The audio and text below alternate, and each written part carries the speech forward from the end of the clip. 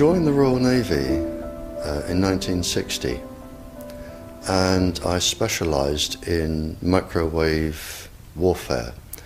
Radar, obviously, which uses microwave, but they don't just teach you radar, they teach you all about microwaves and other uses. So I understood about microwave warfare and how it can damage people, how it can harm people.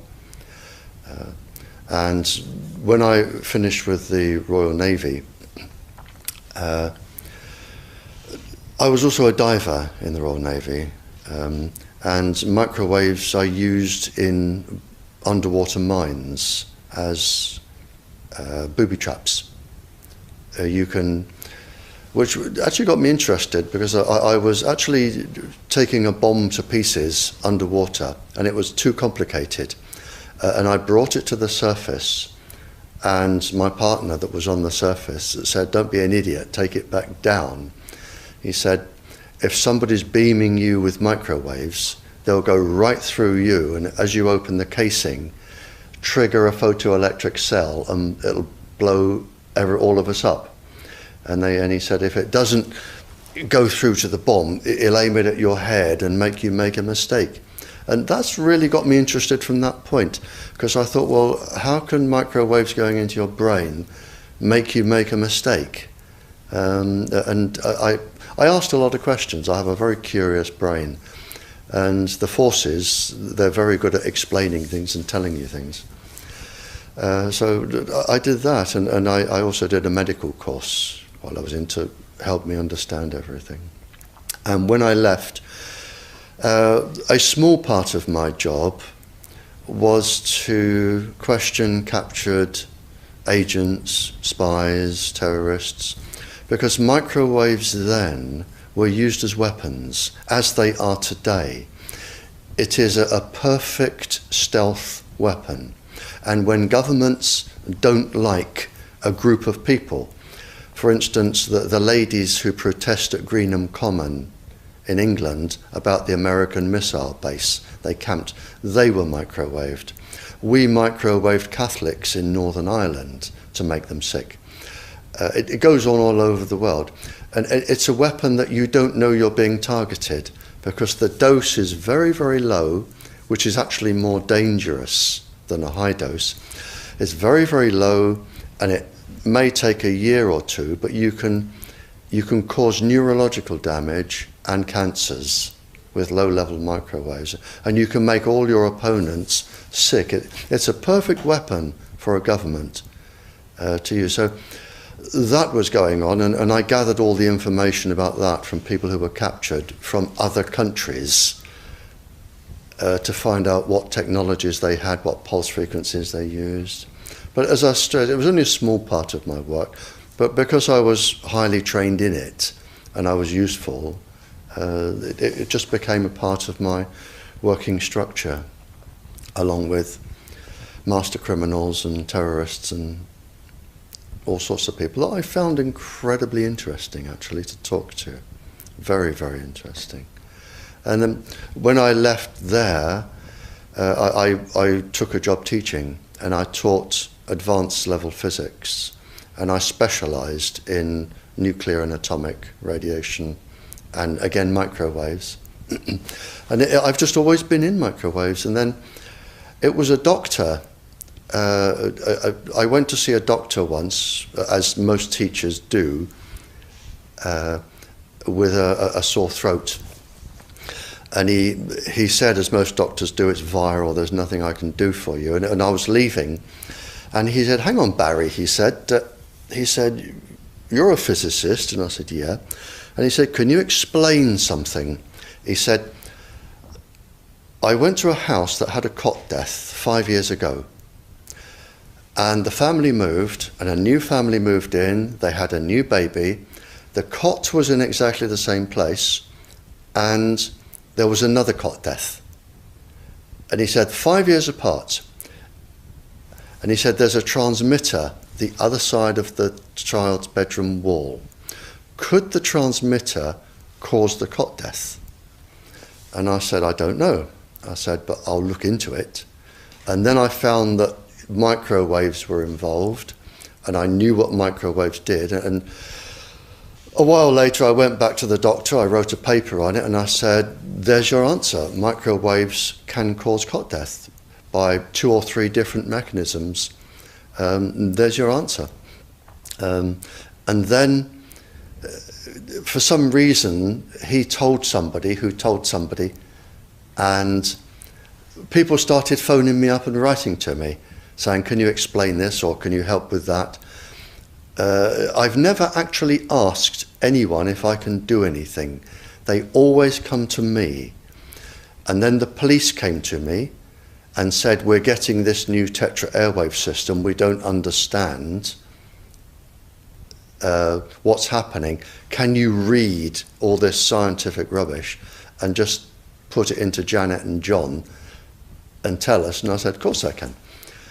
So that was published, and since then it snowballed and snowballed and snowballed, and now I receive up to 1,000 communiques a week from various countries, various people, and I can't handle it.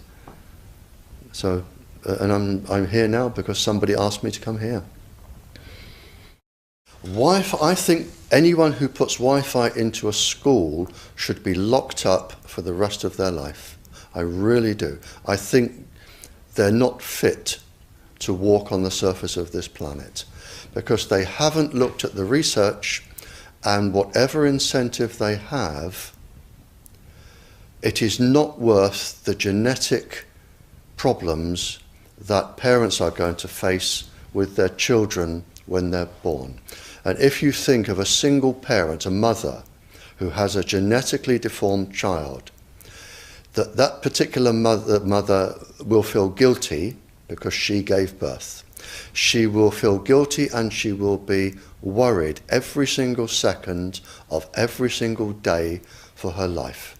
She will worry that the child won't marry. If the child can marry, she'll worry that the children will carry the disease, which they will.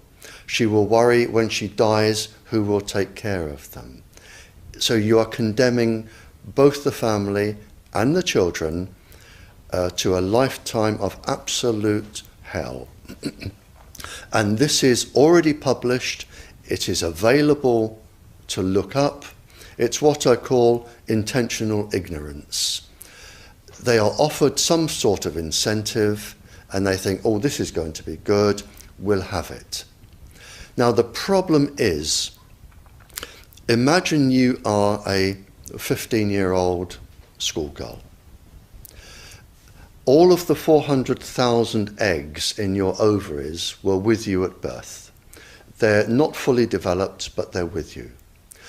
They are 10 times more susceptible to radiation than all of the other DNA in the body.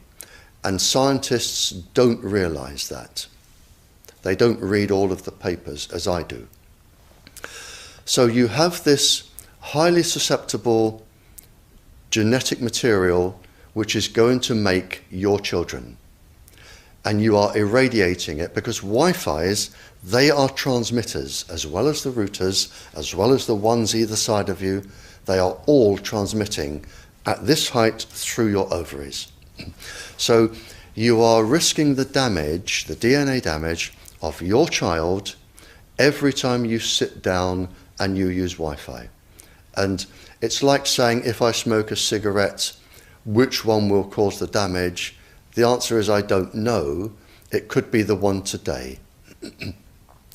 So you now have a child that has a probability of being genetically damaged. But the real damage is when that child grows up. You have genetic material in your ovaries which could be damaged. Now, the real problem comes, so you have a child that could be born genetically damaged, but the real problem comes when you become pregnant. If you are a teacher or a mature student and you become pregnant. because the embryo inside your womb, in the first 100 days, all of those 400,000 eggs are forming in your embryo, your child's ovaries. So your child could be born with genetically damaged eggs. And the main thing about the eggs in the ovaries of your child is that they have absolutely no protection. It hasn't been developed yet. We have a natural protection against microwaves. It was developed since the Stone Age against thunderstorms and massive amounts of radiation coming into our body. But in your embryo, your uterus, in the fetus, where your child is developing for the first 100 days, in the ovaries, the eggs do not have that protection. So they are at maximum risk from radiation. And for the first month or so, you wouldn't even know you were pregnant. You wouldn't even be taking precautions. That is the main danger area. So you give birth to a daughter, but her ovaries are now contaminated. She may be normal, she may be genetically damaged, but her ovaries are at the most risk. So when your daughter grows up and she becomes pregnant and has a baby, this is where one of these eggs will be fertilized and come out. So the real damage here is your grandchildren. That is where it is going to show most. And we already see this in animals that have reproductive cycles of a year or 2 years or 3 years. We're already seeing this, and it has been published by veterinary schools and vets and scientists, so we know this happens.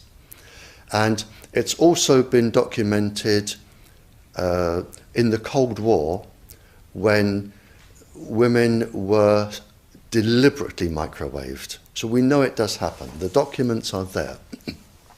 And what you're risking by putting Wi-Fi into schools is the future generations of all of these girls. But it gets worse, because this particular DNA, the mitochondrial DNA inside you, and the DNA inside you, the mitochondrial DNA, you can trace unchanged to your mother, her mother, her mother, right the way back to the beginning of the human race in Africa, the Stone Age. You can trace your ancestors, if you could, right back to the very first lady. It is unchanged, the mitochondria. And that is being unchanged in your children, which means if you damage it,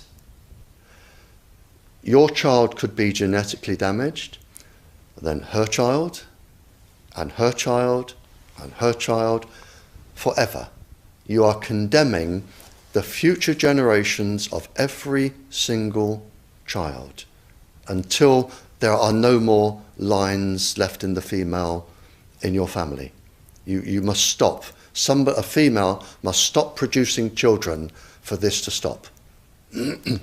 So when you put Wi-Fi in schools, what you're saying is, for the sake of a little bit of money that saves getting a workman in to drill holes through the walls to feed cable, because it's cheaper, we're just going to put Wi-Fi in, but you can have genetically damaged children for the rest of your family's career.